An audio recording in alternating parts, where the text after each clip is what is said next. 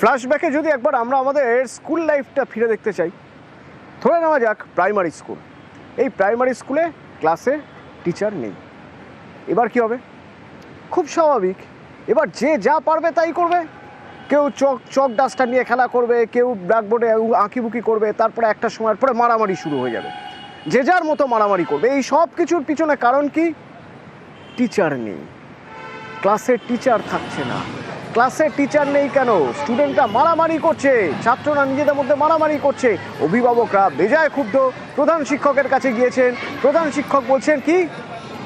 শিক্ষকদের ছুটিতে পাঠানো হয়েছে, শিক্ষকরা ছুটিতে আছে, তাই কম শিক্ষক, তাই এই অবস্থা। কিন্তু ছুটিতে পাঠালো কে? একসঙ্গে এতজন শিক্ষক ছুটিতে গেলেন বা কীভাবে? কতদিনের ছুটি? জলপাইগুড়ি থেকে শান্তনু রয়েছে সরাসরি আমার সঙ্গে। শান্তনু, খুব স্বাভাবিক, শিক্ষকরা না থাকলে ক্লাসে স্টুডেন্টরা এরকম করবেই, ছাত্ররা এরকম করবেই, মারপিটও করবে। তার জন্যই তো শিক্ষক।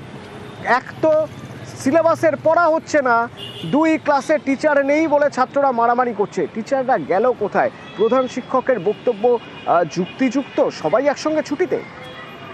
দেখো, প্রধান শিক্ষকের বক্তব্য কিন্তু সন্তুষ্ট নন অভিভাবকরা। তাদের বক্তব্য নিয়মিতই কিন্তু স্কুলে অভাব রয়েছে শিক্ষকদের। যেহেতু 31 জন শিক্ষক রয়েছেন, সেক্ষেত্রে দেখা যায় প্রতিদিনে 8 থেকে 12 জনের বেশি শিক্ষক উপস্থিত হন না।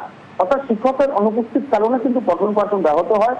ফাঁকা ক্লাসে কিন্তু ছাত্রছাত্রীরা নিজেদের মধ্যে খেলাধুলা করতে গিয়ে হাতাহাতিতে জড়িয়ে পড়ে, দুর্ঘটনা ঘটে, আহত হয়। এরকম পরিস্থিতিতে তারা একাধিকবার দৃষ্টি আকর্ষণ করেছেন যে শিক্ষকরা যাতে যথাসময়ে স্কুলে আসেন এবং স্কুলে নিয়মিত ক্লাস করেন। কিন্তু স্কুল কর্তৃপক্ষ যেখানে দৃষ্টি দিচ্ছেন যে একাধিক শিক্ষক অসুস্থ আছেন, কেউ ছুটিতে আছেন, কিন্তু কেন তাদের একসঙ্গে এতজনকে ছুটি দেওয়া হলো, কেন তারা অনুপস্থিত, এই ব্যাখ্যা কিন্তু স্কুলের প্রধান শিক্ষক দিতে পারেননি। এবং বরং তিনি সামাল দিতে বলেছেন আগামীকালকায় তিনি প্যারেন্টস টিচার মিটিং ডেকেছেন, সেখানে বিস্তারিতভাবে আলোচনা করবেন। দেখা যাক অভিভাবকদের সঙ্গে বৈঠকে কোনো সদুত্তর দিতে পারেন কিনা প্রধান শিক্ষক। দেখছি কতগুলো বাচ্চা ক্লাস হচ্ছে না, হ্যাঁ, মারপিট করছে। তারপরে দেখছি সমস্ত টিচার প্রেজেন্ট নেই, ক্লাসও হয় না ঠিক মতো, স্যারও ঢুকছে না। তাহলে বলুন তো কী অবস্থা? আমরা তো স্যারকে বললাম কিছু করার জন্য। তারপর আমরা সৈকত চ্যাটার্জির বাড়ি গেছিলাম, ওনার বাড়ি গেছিলাম, ওনার সঙ্গে দেখা নেই, কলকাতায় গেছি, কালকে আবার যাবো। টিচার কি এরকম প্রতিদিনই আসে না? হ্যাঁ, আমরা দেখি না তো, ওই কয়েকজন সীমিত চেনা কয়েকজন স্যার, তাছাড়া আমরা বাদবাকি স্যার দেখতে পাই না।